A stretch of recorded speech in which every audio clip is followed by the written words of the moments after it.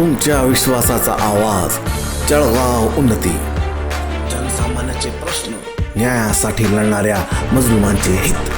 आम्ही नेहमीच तुमच्या सोबत. सत्याला वाचा फोडणारी बातमी, जलद आणि अचूक माहिती मिळवण्यासाठी जळगाव उन्नती न्यूजवर रहा अपडेट.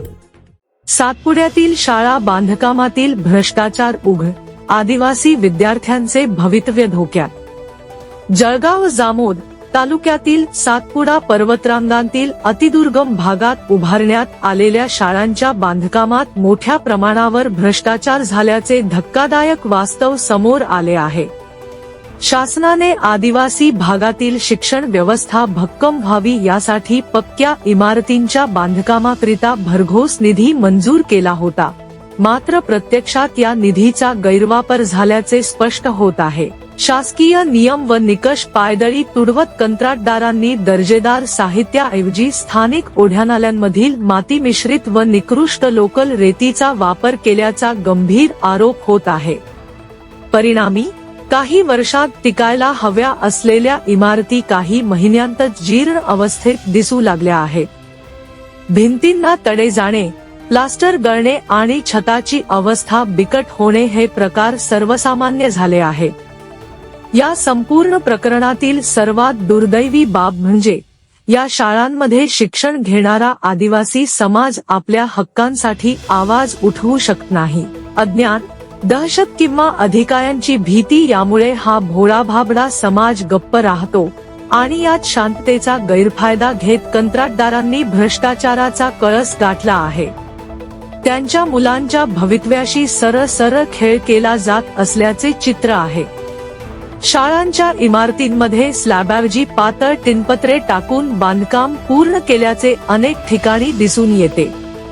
उन्हाळ्यात ही पत्रे आगीच्या गोळ्यासारखी तापतात, तर पावसाळ्यात पाणी गळते. अशा असुरक्षित छताखाली बसून आदिवासी चिमुकल्यांना शिक्षण घ्यावे लागत आहे. ही बाब गंभीर चिंतेची आहे. तपासणीअभावी कंत्राटदारांचे फावले. सातपुडा परिसरातील अनेक गावे अत्यंत दुर्गम असल्याने वरिष्ठ अधिकारी प्रत्यक्ष तपासणीसाठी क्वचितच येथे पोहोचतात. याच गोष्टीचा फायदा घेत संबंधित कंत्राटदारांनी नियमबाह्य कामे केली.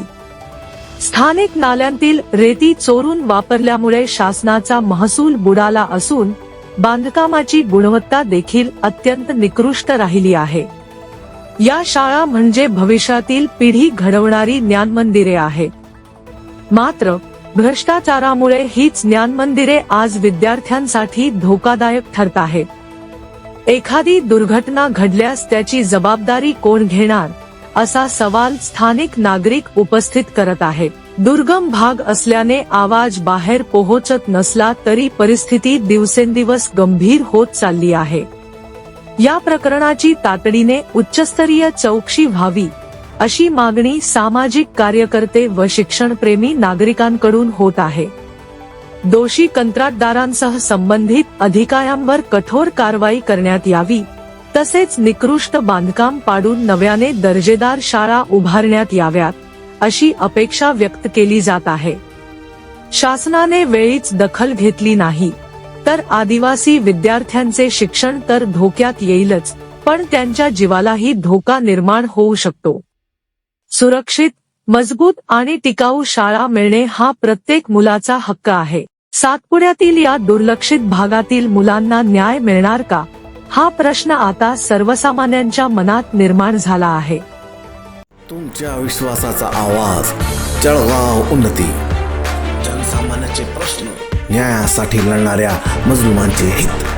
आम्ही नेहमीच तुमच्या सोबत. सत्याला वाचा फोडणारी बातमी, जलद आणि अचूक माहिती मिळवण्यासाठी जळगाव उन्नती न्यूजवर रहा अपडेट.